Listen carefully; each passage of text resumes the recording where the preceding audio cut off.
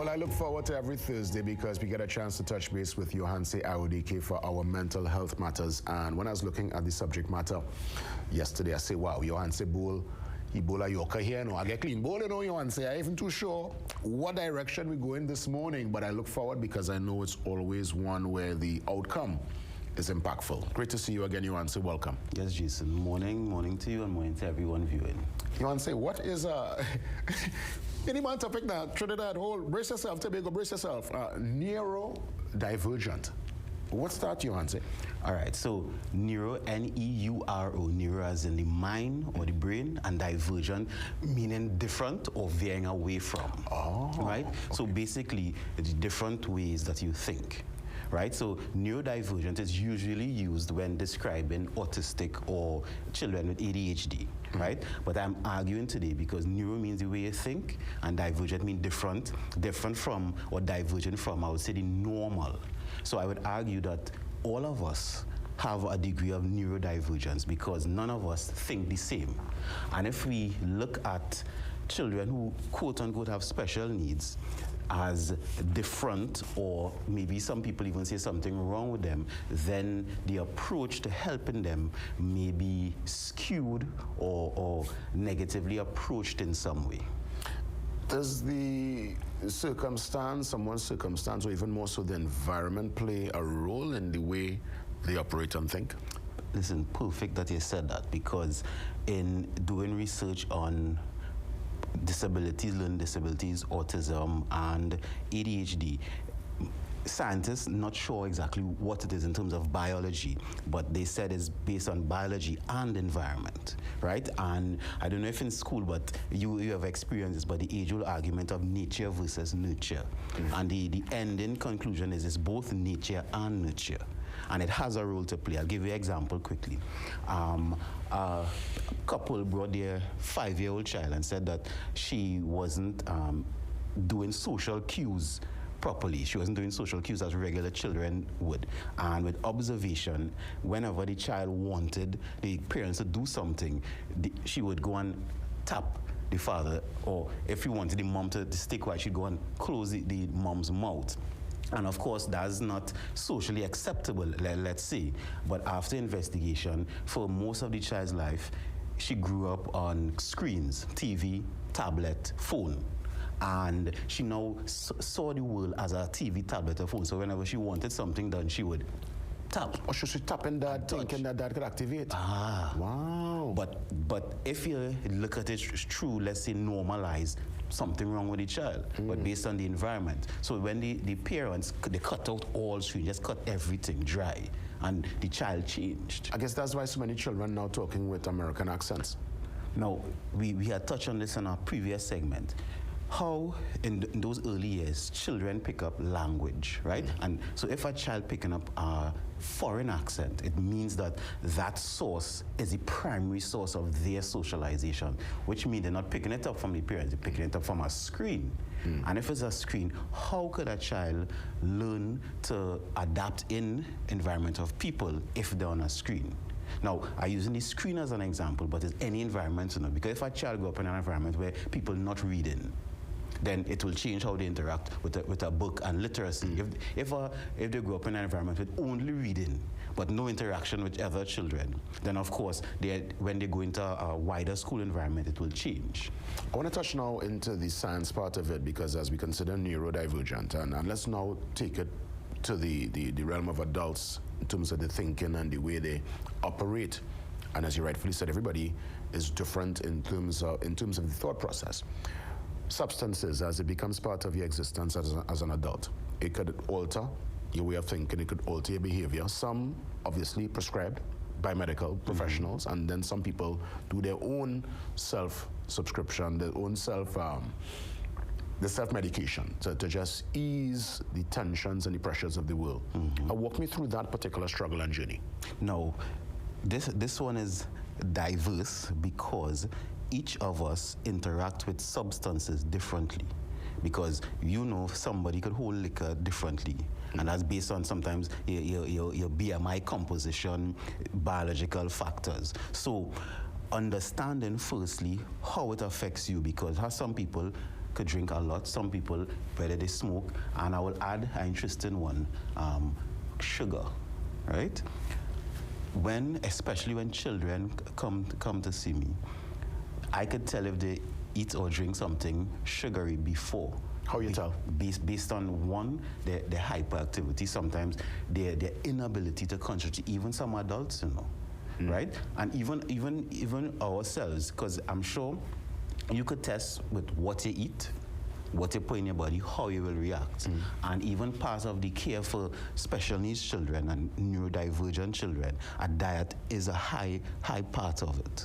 Yeah, so diet, and I would imagine prescribe, because I would imagine there would be professionals, medical professionals, who could also prescribe stuff. I've heard children, I saw an ad on cable where there was an anti-anxiety tablet for a child, I'm saying, but that's weird. I mean, FDA approved that for children going through anxiety. Well, and the mom saying that, I don't know if you saw the ad, the mom basically saying in the commercial that she's happy she gave the child the tablet so the child could now do the sleepover and she feels relaxed. The child won't be anxious in the sleepover by a friend's house. I didn't know children at such a young age go through anxiety issues and have to get medication for it. Well, I was surprised. I could see why I was surprised, and I would be surprised too, because as we move forward and because even science not exactly sure what causes these quote-unquote disabilities, we as parents and adults would really have to test. Now, I'm not saying test as in use your children as experiments with drugs, but really look to see, one, observe. So if we're using science, part of the scientific method is observation, right? Instead of judgment, instead of saying the miserable or the hardened, right? Observe what they are doing, and there's always a good reason why. I believe there's no bad children, right? No child come out of the womb for you.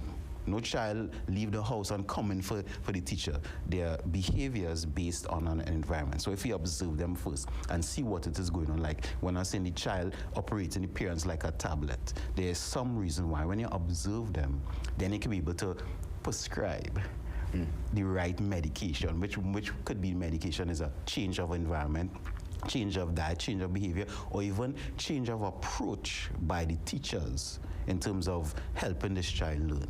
Yeah, and as we touch on the incident with teachers, school, the system, I just want to kind of go back. I just want to just make a little diversion. For a bit, because we spoke about the young girl who was expelled, and I know that was a cause of many a debate. But many didn't talk about the friends who were in the class who were spurring on and making a whole scene of the incident. At no point, no one really in that moment said, hey, sister, and take it down. Everybody was laughing. And I guess that's what we do as children. I guess it's excitement, it's drama, it's happening live. I recall going to all-boys school when there was a fight, the call would be fight, and you will run to the fight. You want to see who fighting. I guess that's just what, youthful exuberance? Let's call it ignorance first. I'm going to go with ignorance. Because if the parents of those children who's putting it on not aware of neurodiverse children and neurodiversity, therefore the children may not be aware of it. So therefore they would treat it like, let's say, normal quote-unquote behavior or regular behavior or behavior in their environment, that what they think it means. But it could mean something different, and I'm putting it that way because I'll give you two instances. One, in Queen's Royal College years ago, an autistic child was accepted into the school in Form 1, and it was the first of its kind. And it was explained to the students exactly what autism was, what neurodiversity was, the divergence was, and they protected that boy from Form 1 to Form 5. Now, I tell you this, and I'm actually feeling a little emotional because it was a beautiful thing to see children not just make fun of a child, but understand the difference, and then they were able to educate the other forms. So when the boy was doing things that may not have seemed normal, they explained. what it was. And then there are also schools like Daniel's Institute of Learning, where they have classrooms and teachers specialized for children like this. So they educate the children on what's going on with the other children, the teachers and the parents. So they create an environment where everyone can learn. So it's not just something to make fun of. Understood. I guess, you know, that calls for a more sensitive, a more, I would say, in-depth kind of history-based, knowing the background of the said child and probably using the assembly or whatever format that they communicate information in a school to get it out. Because again, when we go back to that particular girl, and just really to touch on it, because you know I've been having so many discussions. She's one of 8 children coming from a circumstance that I'm sure it's very, very hard. Again, not making excuses for her behavior, but clearly what we saw there was, many would have suggested, was almost a kind of crying out, probably some kind of, you know, a reaction. We don't know what caused the young girl to carry on in such a way, but clearly times change, because you, Johansi, myself, would not ever take God out of our thoughts back in our school time to act in that way, because we know there would have been repercussions and, you know, consequences for the action. However, she did what she did, and it just created such an interesting kind of, you know, debate within the public space. I'll just probably let you have the final word on that particular scenario and today's topic. I'll say that scenario, but in general, we're talking about children, right? So children, for the most part, let's say, not responsible for their behavior yet, and call it a normal reaction to maybe an abnormal situation. And we could use that to describe a lot of behavior children have. Not an excuse, but it's always good to go back to understand why. Yeah. Nation, we all think differently, we all learn differently.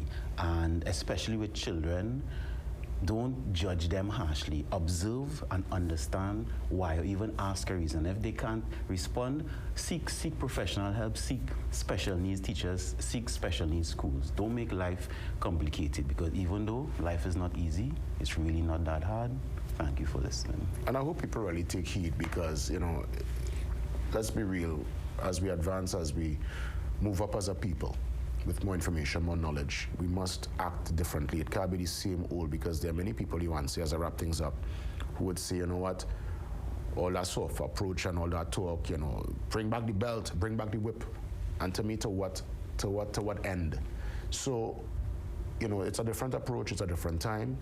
The children growing up under different circumstances, a different environment. And I think as we hear from professionals like Johansi and many others, let's try to give that particular approach a try and see if things pan out. And I think 9 out of 10 times it will. Correct. Yeah. So you want to say thanks again? We look forward to more discussions next week. Have a safe one. And we're going to come back with some of our segments before we work our way to the morning shot with Ian Weiss. And oh gosh, sports, the analysis. That's coming up soon.